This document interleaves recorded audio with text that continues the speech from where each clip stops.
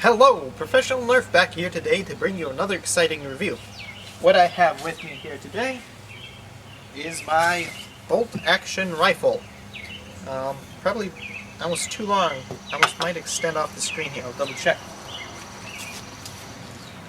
It does. But anyhow, let's get a bit of a close-up. I'll go over some of the components. Here in the rear we have Titan air tank. This is the power source, which this is 1-inch PVC coupler, half-inch elbow, using a piece of 3/4 to join it. This here, the receiver part, is made out of 3/4-inch PVC, half-inch PVC sanded to be octagonal, and the barrel material is half-inch PE TG. And the breech works like so. It's actually, this is a bolt, so it is definitely bolt action. Opens, you can put in your dart, slide it back forward and down. In there, see if we can get a camera shot on it. This pushes the dart into the barrel, and then this seals, this half-inch PVC, CPVC seals in a half-inch PVC, creating an airtight or relatively airtight seal to the front. There are some air inefficiencies in here. I wasn't too worried about it because this is a very powerful gun. On the bottom we have a small scale bike pump. This is all wood furniture, stained and finished with a combination of linseed oil and turpentine, which gives a nice matte, sort of oldish look. This gun was inspired by the sniper rifle from Game of Shadows. Oh, one other interesting aspect is the trigger mechanism. If you look here, it's a button, trying to maintain some of the concepts that this is an air gun. We also have the tube on this side and brass mounting clips. A bit more on the trigger. This, some of you may recognize it as the valve from a PVAT. So basically what we have here is a bolt that goes down this way. Here we have the nut and the O-ring. It creates the air seal, and basically what this does is it takes a pin and pushes it into the center point of the Titan tank, which opens the air and releases out this way. That way I didn't have to create a linkage all the way back down here. So, quick note on performance. I would give you guys a range test, but I don't have a range long enough.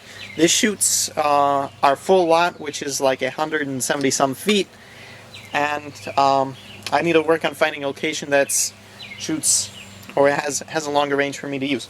But I will give you a display of its power, and we'll be using two different ammo types. We have my standard Stefan, made from that nice blue Foambacker rod, and a slug. This, my standard Stefans are weighted with 1 BB hot glue, and all these are felt tipped. The box is placed approximately 15 feet from where I'll be firing and the camera, and we're going to load this up to about maximum pressure, which is about 10 pumps.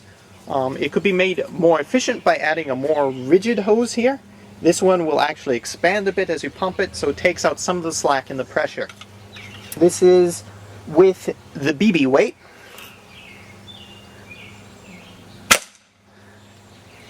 And just dinged it. That's 2 layers of cardboard on the front, because you have the front flap and the back flap. That's probably why it wasn't penetrating there. We'll turn it on its side and test this as well too, but now with a half-inch slug.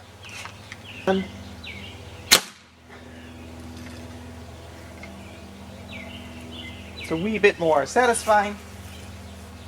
So, shot 1, it dinged and penetrated what looks like nearly completely the first layer. Shot 2, the slug. We'll open her up. This really should have been sitting rigid instead of sitting on the chair where it can move some.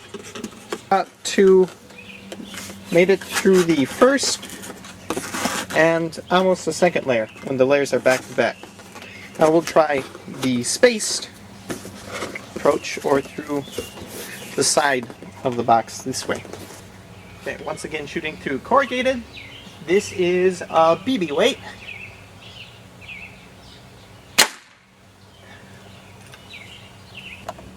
Our hole is over the right square, and now we will be using a washer weight or a slug. Also to note, the hole in the O came from a prior test.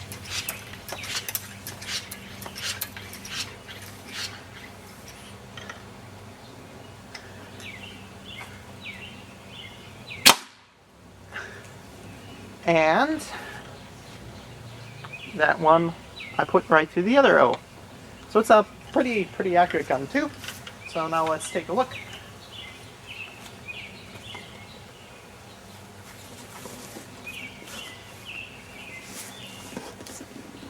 Okay, so our first shot, remember, was, oops, we'll zoom in.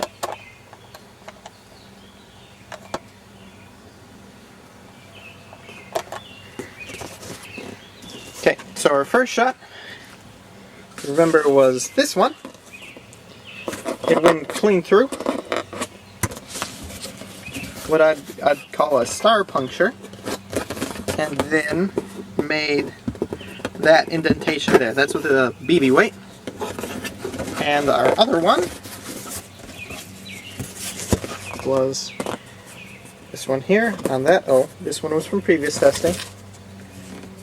And based on the angle is this guy here, and it exited out the bag. So shooting at space, it still maintains enough energy after traveling a foot, that's how wide this box is, to penetrate an additional layer of cardboard. This is a very powerful, very fun to use gun. That being said, it's a weapon that should be used responsibly because it has that power. That being said, you can adjust varying powers, and with as little as 1, 2, 3, 4, and it becomes a lot quicker. We'll fire it downrange here. And we're still hitting the shed, which is pretty darn good. So again, just to quick wrap it up, it's a very nice looking, has a really good feel. This is a butt stock that can seat firmly into the shoulder.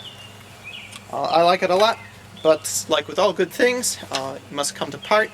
I will be cleaning this blaster out. You can check my sales thread on nerfhaven, and after that I may put it up on eBay. If you're interested, you can send me a PM.